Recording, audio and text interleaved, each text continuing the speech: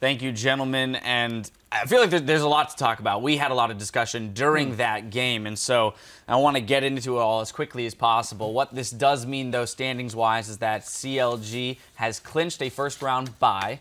They're still not decided first or second. Gravity cannot get a first-round bye, and so we'll see how that... saying Seraph is a secret agent for CLG. There it is. Yeah. That was it. Well, that was what we were trying to get to, Jack. Thanks for spoiling. No. He's CLG all along. But I do want to jump into this, though, because as we mentioned, 3 of the last 4 games for Gravity have been losses. They do have this weird trend of losing on blue side as opposed to red. But let's really get into the weeds about why they're losing here, because we were so ready to call them the best team in North America, and that doesn't seem like a possibility anymore. Yeah, it's because... we go back 2 weeks. We had that really nice graphic at the top of the show that showed the strength of schedule for the top teams to end the split, and it looked like Gravity was a shoo-in for the #1 seed because not only did they have the best record, they had the easiest schedule.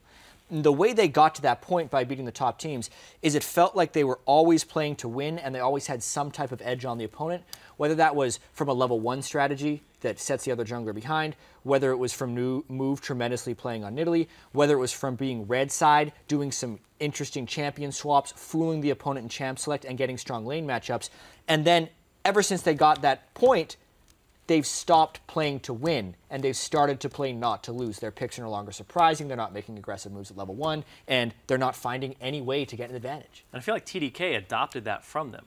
TDK pulled this swap where they had Kassadin and Aurelia, and you know Seraph plays Aurelia. They can swap it at the last second. They get the counter pick that they want, and then they dictated the pace of the game. Altec does so much for Gravity that when you have this many divers, Altec's never safe. and they drafted a comp that has no wave clear, so it's very risky. It's kind of against what a lot of pros would say is a standard composition. You want wave clear, you want a fallback pattern. But Altec's the only wave clear that they drafted on Gravity's side. And he's always diveable. If they got a Baron, Altec walks up with the wave, tries to clear it, they're able to dive him. So TDK played actually a very smart champion select. As crazy as it looked, it was comfort, but it was smart. Well, I think the important thing to recognize here is at an elementary level, obviously, in League of Legends, you need an advantage in order to win, as we have discussed. And to Jat's point, TDK is now doing what Gravity was doing prior, right? A little bit, yeah. In a sense, you look at the last 2 games, because they only have 2 victories recently, but they've removed the constraints. They're now opening themselves up in terms of their champion pool and their options, their ability to create advantages. Yeah, I mean, this is a very exciting TDK team we saw this week in Week 9, because previously, once they got Emperor Ninja in there, it felt like Seraph was constraining himself to meta champions, supportive top laners, tank top laners.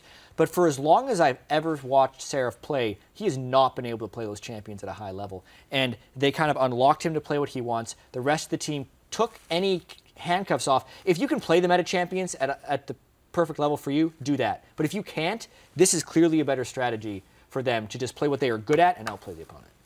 Yep.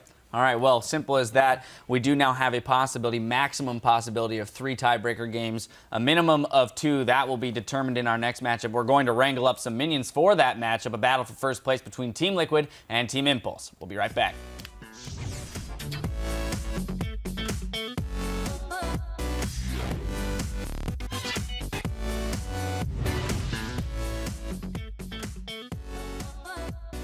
I hope. It's taking a long road here. I hope. It's taking a long road here. Monster, he gets slow keen. There's the hook. He gets him. Ninja gets the reset. He's got to get them both. Driving. Then Lord. Drag us, squish me. Nice. Still a couple of trades as Elise knocks down Shen. There's a kill in from Thrash, and the battle still goes on. Seraph really cannot go down. They're going to look for Emperor. Keen tries, but he gets hooked out by Smoothie, the savior of his back line. A pickup for Draven. Team Dragon Knights ending Gravity's hope for a playoff bye.